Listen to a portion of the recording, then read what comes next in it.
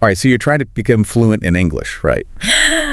But like actually staying motivated, sometimes it feels impossible, huh? Yeah, it's a real thing. Totally. And that's exactly why we're doing this deep dive today, because we found this awesome resource. It's called Get This, How to Stay Motivated on Your English Fluency Journey. Catchy, right. Super catchy. It's packed with good stuff, so let's jump right in. Sounds good. So, you know that feeling when you're putting in the work, like actually studying and practicing, but it still feels like fluency is like a million miles away. Oh yeah, I've been there. It's so discouraging. The guide calls it out as a major motivation killer, and honestly, I get it. It's easy to get stuck focusing on how far you still have to go, instead of like what you've already learned. Oh, 100%. Okay, this one is me too. All right. Being totally terrified of making mistakes. Like sometimes I'd rather just not say anything than risk sounding like, kind of dumb. It's way more common than you might think. But this guide, it actually says that even native speakers make mistakes sometimes, and it's so true. Right. It's not about being perfect. It's about like getting your point across. Exactly. Okay, ready for another big one? Hit me. Monotony. Ugh, don't even get me started. Like, yeah, textbooks, they're important and all, but they are not exactly thrilling, are they? True. And if you're already feeling kind of blah about learning, that's not going to help.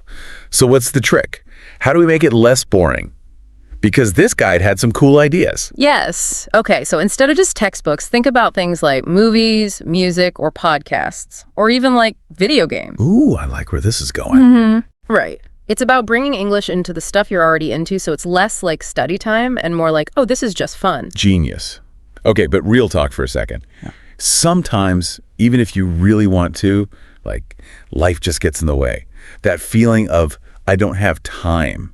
If you're enjoying this podcast, don't forget to like the video. Share it with friends who might find it helpful.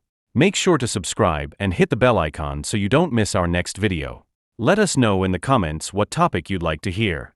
Yeah. It's so real. It's huge. And I think it often comes with this feeling of being lost. Like even if you do have 15 minutes, you're not even sure where to start or if it'll make a difference. Ugh, the worst. Yeah. So how do we fix that? Because this guide mentioned something called SMART goals. And I have to admit, I'm a little fuzzy on what those actually are. Right. Okay. So instead of a super general goal, like I want to be fluent, a SMART goal would be something like, okay, in 3 months from now, I want to have a 5-minute conversation in English about my hobbies. You see how that's different? Oh, for sure. That's so much less scary than just be fluent. Like it actually feels doable. Yes, because you're breaking this huge goal, fluency, into smaller, like bite-sized pieces.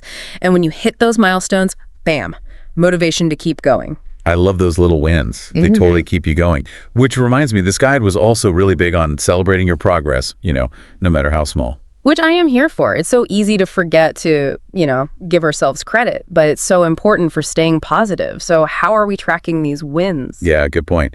Are there like actual methods people are using? This guide suggested a language journal, so you can literally see how far you've come, and it's a good way to see where you might need to focus a little extra. Like, are we talking writing down new words you learn, or like maybe a quick recap after you have a conversation in English? What else goes in there? Yeah, exactly. And for people who are like glued to their phones, there are tons of language apps now that'll track your progress, quiz you on vocabulary, even like listen to you speak and give you feedback. Whoa, seriously. That's amazing. Okay, so we've talked goals, we've talked tracking, but what happens when you hit that wall? Like you just feel stuck. What then? Well, remember how we talked about monotony killing motivation? Well, the guide suggests mixing up your learning, like changing things up to keep it interesting. Ooh, tell me everything. I'm always down to try something new. Basically, you want to be using English in different ways. So instead of just reading all the time, maybe you listen to a podcast or watch a movie. Or have you heard of these online language exchange communities? They're really cool. Right? That's like cross-training, but for your brain. One day it's karaoke night. The next you're like writing a whole blog post in English. You got it. And hey, speaking of those language exchange communities, that wasn't just me going off script. The guide actually suggests finding your people, like other people who are learning too. That makes sense. It can be tough to stay motivated when you're doing it all alone. Right. Did they have any tips on like where to find your people? Totally. So they mentioned online language exchange platforms or like forums or even local groups. If you can find them, they're awesome. Okay, but like how are those actually helpful? Okay, imagine this. You're like really struggling with a certain sound, or maybe there's this one grammar rule you just can't get. So you mention it in your group, and like 5 other people are suddenly chiming in with all these tips, and everyone's so encouraging. And like someone's telling a funny story about how they used to make the same mistake. Instant friends. Oh, I love that. It suddenly feels less scary, like we're all just figuring this out together. Exactly. And that support system, so motivating. Plus, there's that little bit of like accountability, right? When you know you've got this whole group rooting for you, you're not going to want to let them down, so you're more likely to keep at it. Makes sense. It's like your own personal cheer squad, but for English fluency.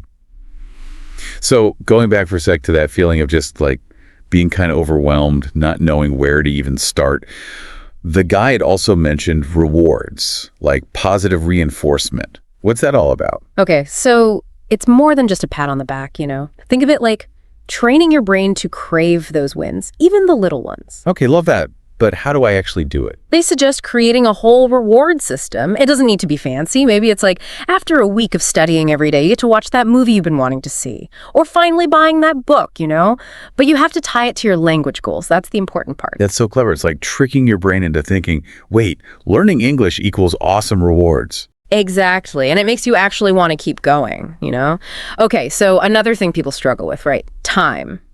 Or more like not having enough of it. The story of my life. There's just not enough hours in the day. What's the secret? The guide said that being consistent is way more important than trying to cram like a ton of studying into one day.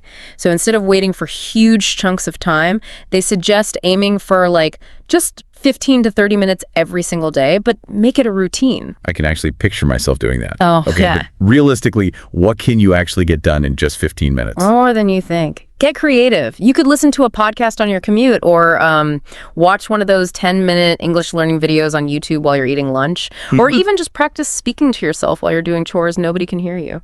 I love those little sneaky learning moments. It's like work smarter, not harder, right? Exactly. Okay, here's another thing from the guide that really stuck with me.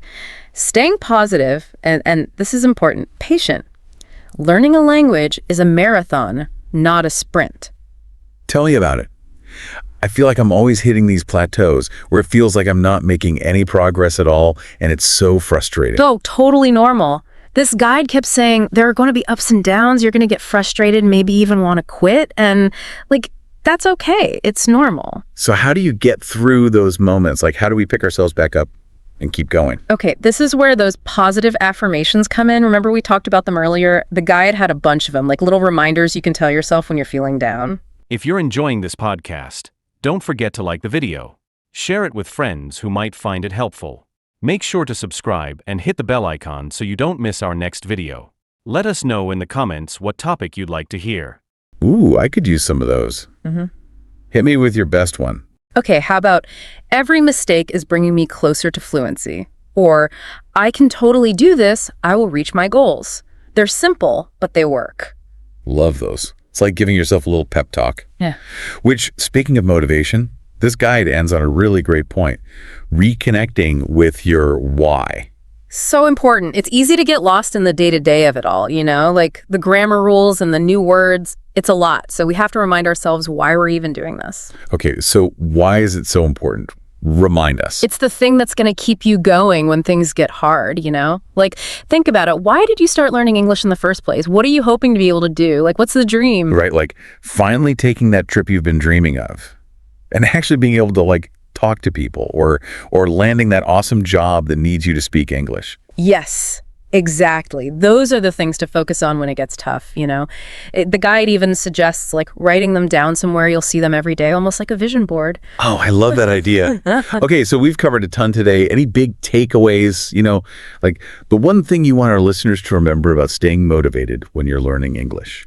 You know what really stood out to me is that staying motivated isn't like one size fits all. You're not going to find this like magic trick. It's way more about like figuring out what works for you. What are your challenges? What helps you learn best? What actually excites you? And then like making your own plan from there. That's such a good point. It should be fun. Learning English should be like a fun part of your life, not another chore on your to-do list. Exactly. You got this. Okay. Go make those English fluency dreams happen.